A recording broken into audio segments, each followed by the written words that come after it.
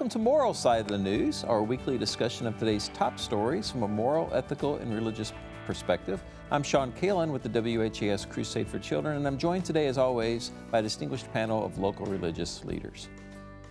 Reverend Clay Calloway, West Louisville Ministers Coalition. Reverend Dr. Kylan Gray, Creative Spirits Behavioral Health. Reverend Michelle Penix, Lighthouse Christian Church. Rabbi Stan Miles, Louisville Melton School. And Father Joe Graffis, Archdiocese of Louisville. Happy Derby Week. Thanks for joining us again this week.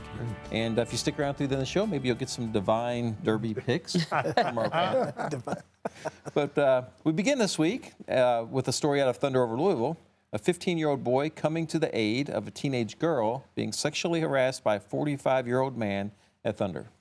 Yeah, it's like I can't even feel it for real. A 3-day-old stab wound, bandaged, and Da'Jon Hayes-Burr, 15, never even saw the knife. I didn't feel it until my friend told me I was stabbed. Louisville Metro Police arrested 45-year-old Vasilis Sekalardis for the assault. Hayes-Burr said the older man was sexually harassing a 12-year-old girl, so Hayes-Burr and his family and friends stepped in. There was a lot of grown men around, they wasn't going to do nothing, so we had to do something. Do you have time to think about yourself in a time like that?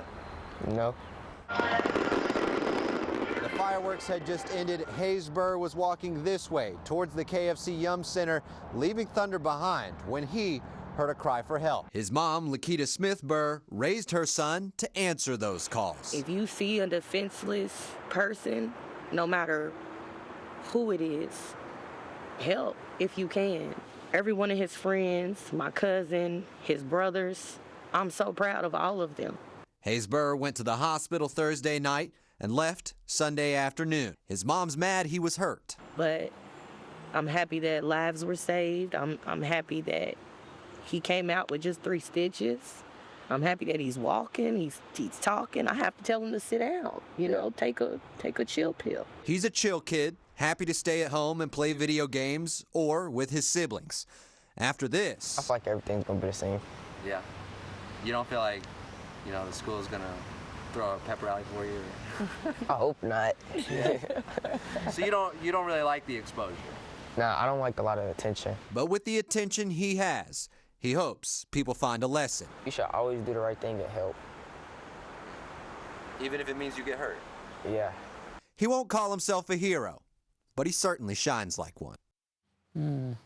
So panel, we bring it out to you. A lot of good moral discussion points in that story. And one of the bites he said about a group of men, grown men, standing around not doing anything, and he jumped up to help. Right. Yeah. Your thoughts? What a courageous kid.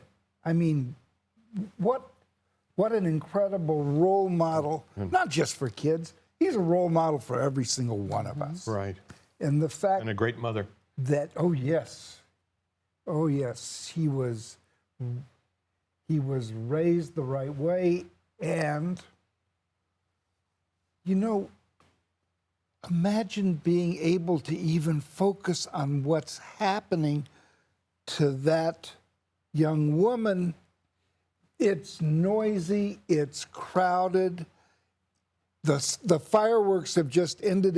There's no light to speak of. Right. And he just went toward the danger, not realizing the danger was there to help another soul that I dare say he probably never met in his life. Yeah. That's Well, and as it said, I guess his cousins and a few other people went with him, which that's good that, as the mother taught well, when you see someone in trouble, go for it. And we need more of that in our country. We need that sense of concern from one another in our churches and everywhere else. There are synagogues everywhere.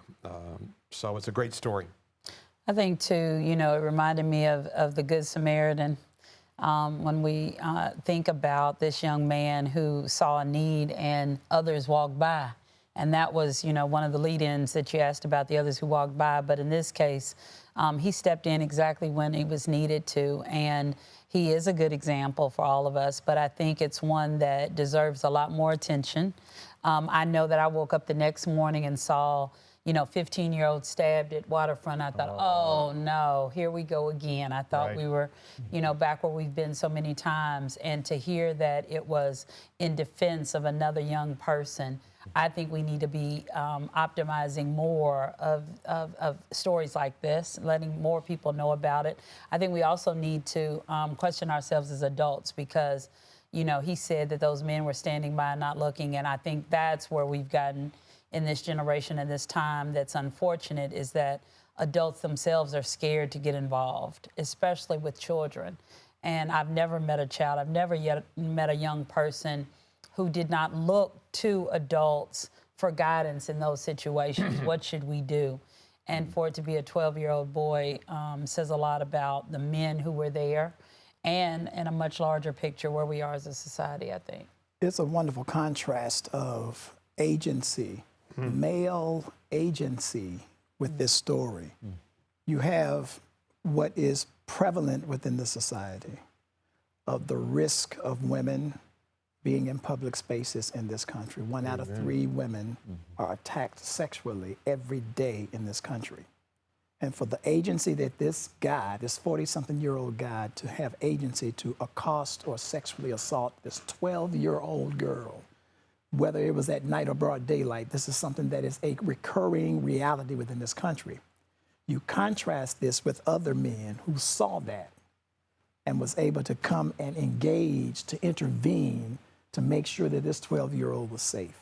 So you have this contrast in male understanding, where this one feels that he has the agency to exert power over another person, and in particularly a woman, and these other men who came to the defense. And I think that is a good, it's an example of the difference of how we as men in this community and in this country understand what it means to be male. Because there are some men in this country who equate their maleness with misogyny and hatred for women and the attack that they feel is just, we've got 3 models in this story, other men who saw it and did nothing. And so that is a conversation that needs, a moral conversation that needs to continue to happen within our communities, and that is, what are we doing as men to make sure that women who are the most to be attacked by men, what are we doing to try to make this community and this world safer for women? Well, Kyle, you touched on a lot of characters. This is this would preach. I think this is a story that has legs that can find itself into a popular parable, because there's a lot in it. First of all, you talk about the men thing, and that whole Thunder Over Louisville is a time of celebrating the values of America in a very demonstrative way. Bombs bursting in air, rocket red glare. We celebrate the implements of war, okay? And that's one reason that the Thunder has become so popular. We are celebrating the implements of war, which the lines of our national anthem portray what took place in the Thunder, right? So that's something that we celebrate in this country. We celebrate the implements of war and those that make the war. Also, you mentioned about the issue with men that is as American as cherry pie. Yeah. You had cowards on the sideline that did nothing. We have an epidemic of apathy in this country where people sit on the sidelines, watch what's going on, and do nothing. Like the story of the Samaritan, they walk right on by and do nothing. So we have an epidemic of apathy that is overwhelming in this country. And when you see someone like you doing it, you have a different way of excusing the behavior of the man that's doing the attacking. So you have grown men who on the sideline that did nothing. They were guilty of apathy. You have a young boy that is from a whole different generation who saw something wrong and acted on it. Like David, the young David, when he stood up to challenge the the bodacious Goliath, and knowing all the other men were standing back doing nothing. So this young boy saw that something was wrong and acted on it. Now, if that was my son, and I'm glad he survived. I'm glad he was able to go to the hospital and come back the next day. But that's something I would recommend my child to do? I don't know. Because it could have ended up quite different than that. Thank God I've got a grandson. He just completed his black belt. He's 13 years old. He just got his black belt in karate just about a month ago. And he might have been able to, do some things because he's trained to do it. But this young man didn't have those skill sets. And by the grace of God, he survived that attack. So would I recommend that my child or grandson do what he did? I don't know. And I think every case is a little different, but I commend him for his courage. And I'm glad that he had the courage to step in and see that this young girl was vulnerable and being attacked and did something about it. But it just exposes, there's a lot of characters in this story. And then we as a nation, I think, is front and center about where we are as a nation with respect to the rampant apathy that has swept this nation. I think one other thing, last thing, I guess, I think it's really a young black young man, and too often in our society, we have these stereotypes of young black young men and lifting up, doing what is right, and obviously well trained by his mother. I think that's a great role model for people who kind of color, pardon the pun, everybody as one type. So that was another great example here. Well, and if I can add in there, especially since you brought up, the agency of this man, and we kind of went in that direction. I'm curious as to how do we identify, and sitting among all men today, what are the traits? Where does this come from? Where are we? Because we've talked about this repeatedly, even on our show, about this culture that men feel like it's my right, I can do this. And so, this hasn't gone away. It's always been there. So I'm just curious as to how you think this develops and how does it stop? Well, I mean, but I'm just going to jump in there. Look at who is the head of this nation. Would you see a female in that capacity who is leading this nation?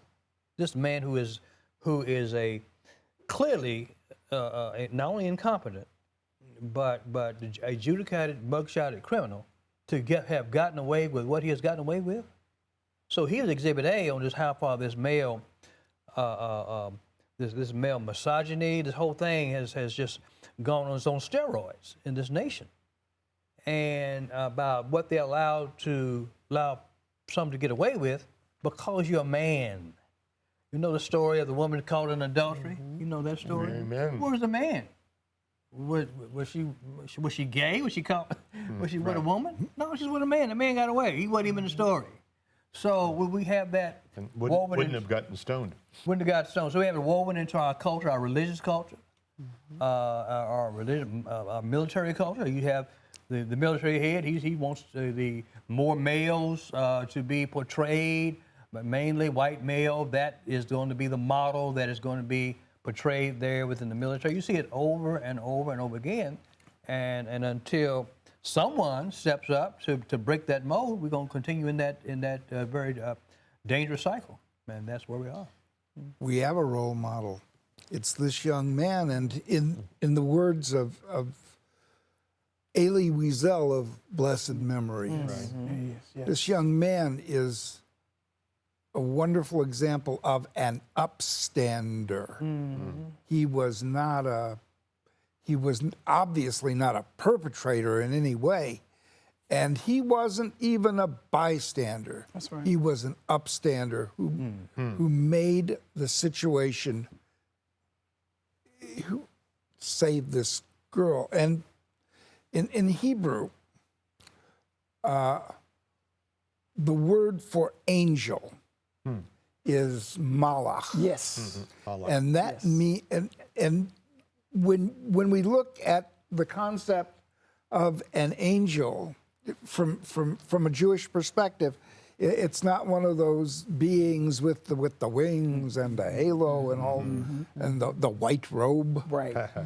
It's simply a messenger from God. Yes.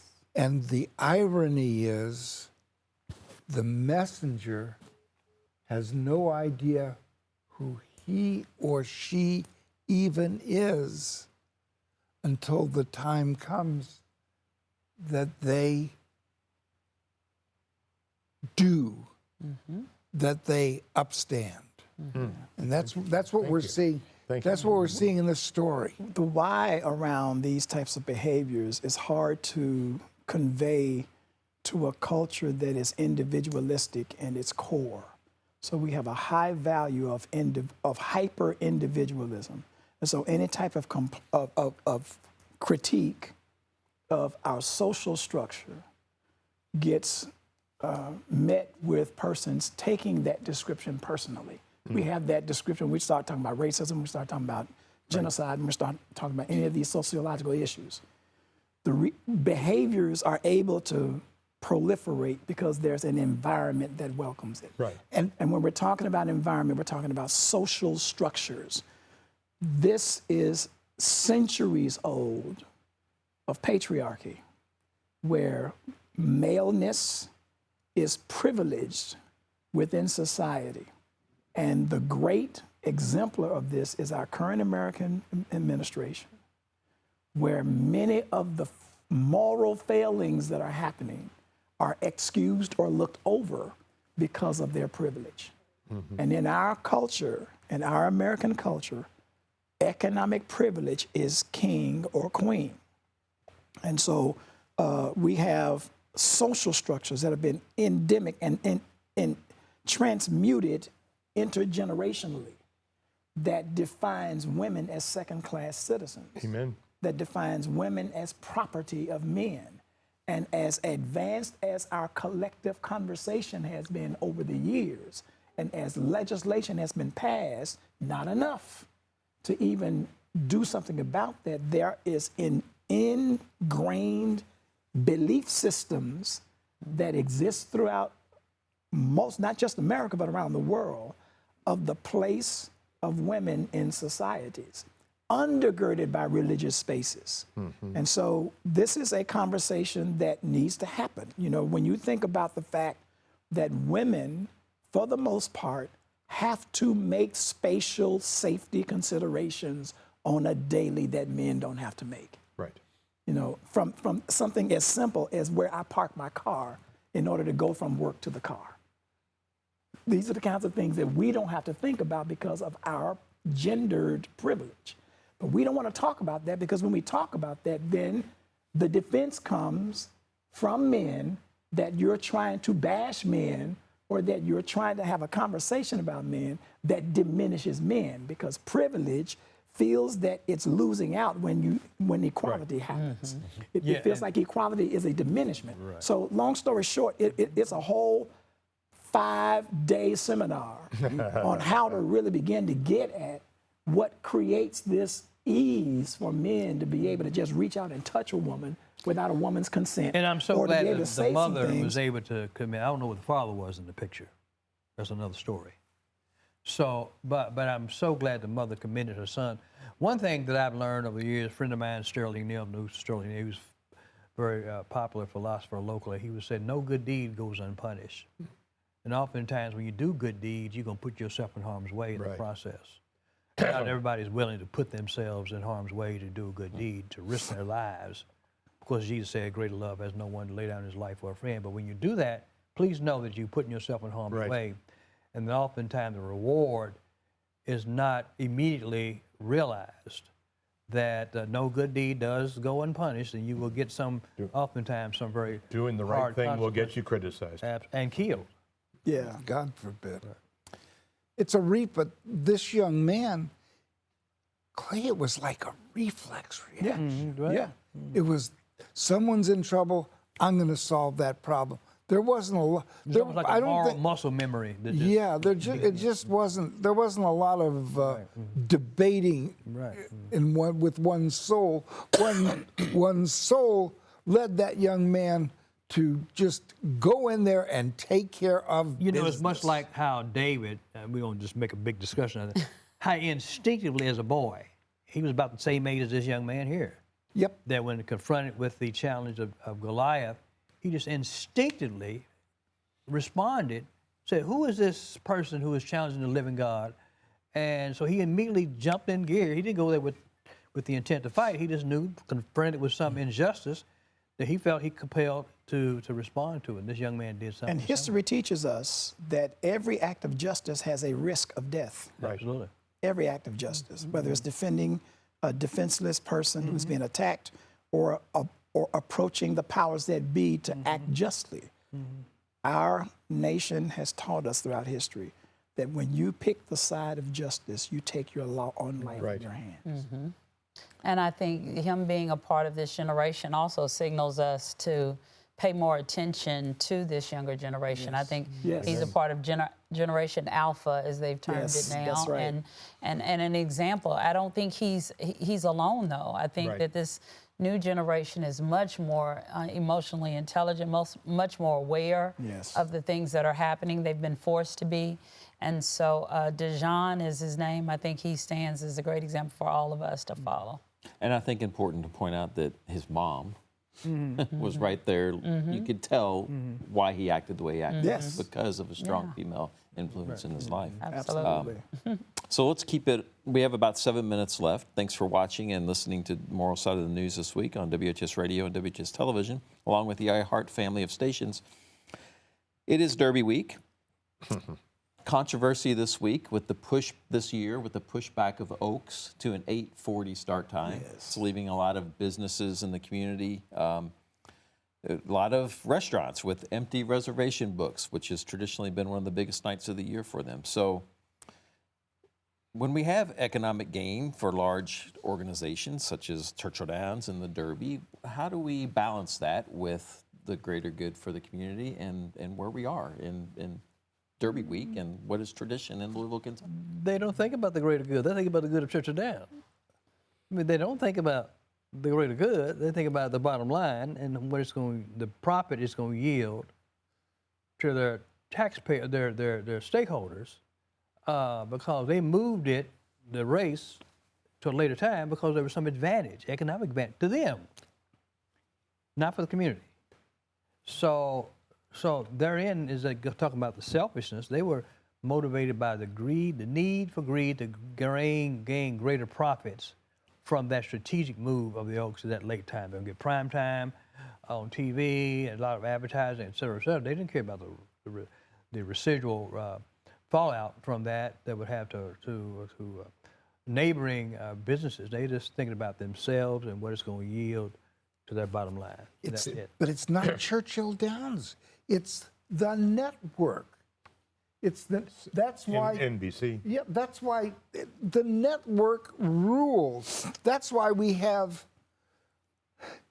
7 o'clock basketball games followed by 9 o'clock basketball games. 9:30 games. I mean, I read in the paper about this issue, and my heart goes out to the businesses, but particularly the servers, right, who are being impacted by this. But I read about one hotel in Louisville who simply made dinner time.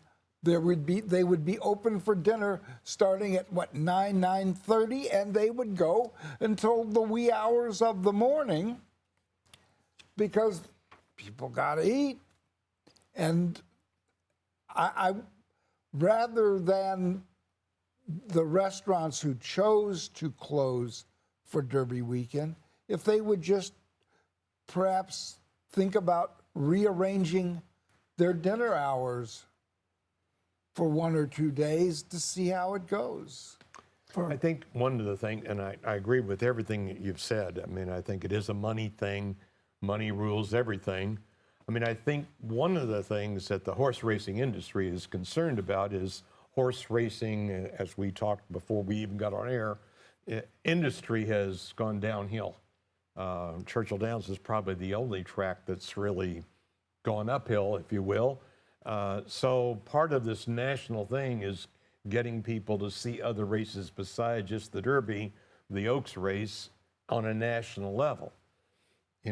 Some of that's for the horse racing industry. But the little people, as so often happens, it's the little people who are working every day that get the fix, versus those who are in the wealthy who can afford it. They get all the money there. And I think it was a poor decision for Louisville, that's for sure. And I'm not sure how many people are going to go to supper at 11 o'clock when they got to get up the next day to go to the Derby, because most of those people that do both Derby and Oaks days. But well, there's a longer impact, right? And the longer impact has to do with the perception of Churchill Downs to your local economy, right? The perception of that company. This is a decision in a line of decisions that have been made in the name of expanding Churchill Downs, where the economy of locals are impacted directly. There are persons whose personal economies are benefited, those that are parking cars in their front yard, and each expansion takes that away from them. The thing that I would encourage Churchill Downs to really take a look at is the long-term public relations impact that's having with that company among the locals, among those persons who love this. This is a Louisville, this is a global event, but it is a Louisville event. Amen. And when you lose the support of locals, there's only so much that the world will be able to give you.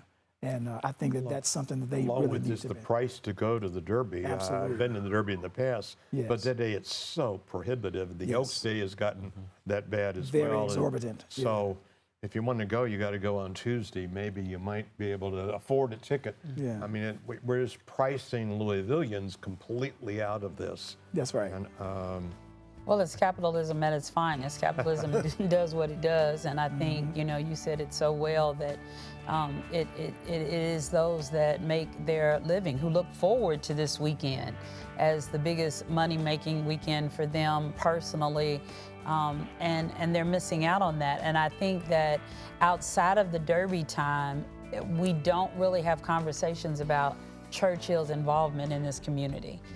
The only other headline we have besides Derby with Churchill Downs is them asking to remove their tax incentive for JCPS. That is not how they want to be viewed, and I think that perception is clear. Less than a minute, quick picks. Anybody have a quick pick? We promise. My pick, as I said from the outside, I always bet the jockey. And I base that on Jesus in the book of Revelation. He's coming back to victory. So I'm a jockey guy. That's my pick. And so that's my story, and I'm sticking to it. further ado. No pick for me. Nobody picking Commandment? That's just too much like Mike. Too easy. Which commandment? It's just Commandment. That's just... All right, well, thanks for a great show today. Very good show today. Thanks to our panel, Reverend Clay Calloway, Dr. Kylan Gray, Reverend Dr. Kylan Gray, Reverend Michelle Penix, Rabbi Stan Miles, and Father Joe Graffis. Good luck with your Derby picks, and we'll see you again next week. Have a great week.